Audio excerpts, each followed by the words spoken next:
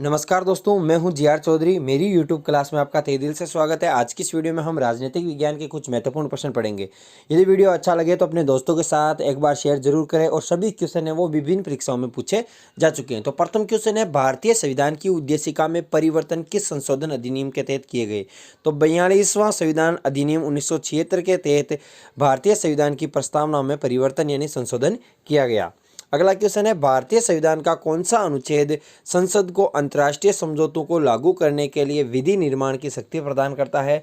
तो अनुच्छेद 253 है, वो संसद को अंतर्राष्ट्रीय समझौतों को लागू करने के लिए विधि निर्माण की शक्ति प्रदान करता है। अगला क्वेश्चन, भारतीय संविधान सभा के प्रथम दिन की अधिवेशन की अध्यक्षता किन्होंने की थी? तो डॉक्टर सच्चिदानंद सिन्हा यानी अस्थायी तौर पर अध्यक्ष बने थे। और इनको अध्यक्ष क्यों बनाया गया यह कमेंट बॉक्स में जरूर लिखें। अगला क्वेश्चन, प्रस्तावना का वह प्रावधान जो सभी वयस्क नागरिकों को मतदान का अधिकार प्रदान करता है क्या कहलाता है? तो ये प्रजातंत्र कहलाता है। अगला क्वेश्चन है, भारतीय संविधान के किस अनुच्छेद के अंतर्गत भाषण एवं अभिव्यक्ति की स्वतंत्रता के अधिकार की गारंटी दी गई है? तो अनुच्छेद 19 में यह कहा गया है कि व्यक्ति को भाषण एवं अभिव्यक्ति की स्वतंत्रता का अधिकार है। आंध्र प्रदेश एक भाषाई राज्य के रूप में कब गठित हुआ? तो 1953 में आंध्र प्रदेश एक भाषाई राज्य के रूप में गठित हुआ। अगला क्वेश्चन है, उत्तराखंड राज्य के सृजन के समय 11वें वित्त आयोग ने इसे निम्नलिखित राज्य का दर्जा दिया था? तो विशेष वर्ग राज्य का दर्जा दिया था उत्तराखंड को। निम्नलिखित में से भारतीय संविधान के किस अनुच्छेद का उपयोग अभी तक नहीं किया गया है? तो अनुच्छेद 360 का उपयोग भारतीय संविधान में अभी तक नहीं किया गया है। तो भारतीय संविधान के किस अनुच्छेद का उपयोग? अनुच्छेद 360। अनुच्छेद 360 किससे संबंधित है? कमेंट बॉक्स में जरूर लिखें। भारत में एकल नागरिकता की अवधारणा अपनाई गई है, यानी कौन से देश से ग्रहण की गई है एकल नागरिकता की अवधारणा? इंग्लैंड देश से ये ग्रहण की गई है। अगला क्वेश्चन है, भारतीय संविधान के किस अनुच्छेद के अंतर्गत अंतर्राष्ट्रीय समझौतों को प्रभावी बनाने के लिए संसद राज्य सूची के विषय पर कानून बना सकती है? तो अनुच्छेद 253। ये वापस क्वेश्चन आ गया, रिपीट हो गया, लेकिन थोड़ा सा चेंज है। भारत के संविधान में मौलिक अधिकार क्या है? तो भारत के संविधान में मौलिक अधिकार मूल अधिकार का हिस्सा था। भारत के संविधान में मौलिक अधिकार क्या है?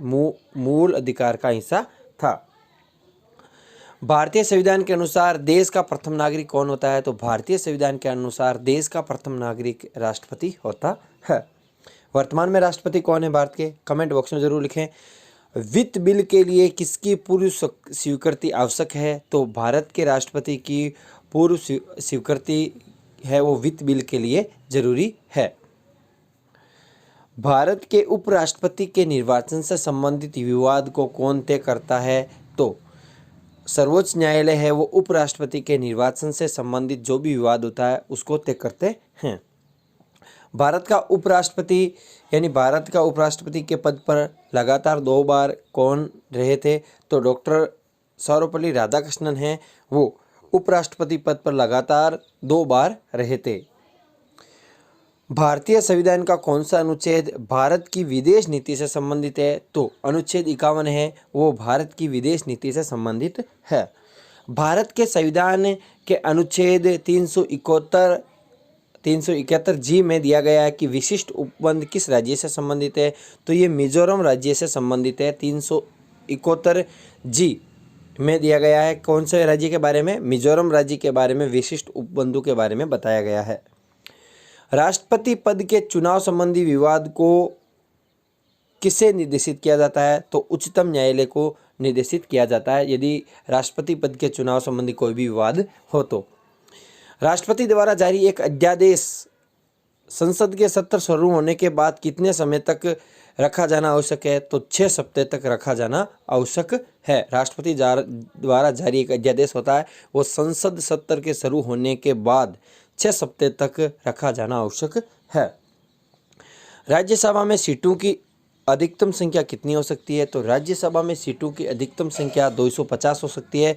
अब आपको कमेंट बॉक्स में बताना है कि राष्ट्रपति है वो राज्यसभा में कितनी सीटें हैं वो मनोनीत करता है। वीडियो कैसा लगा कमेंट बॉक्स में ज़रूर लिखें। Thanks for watching us.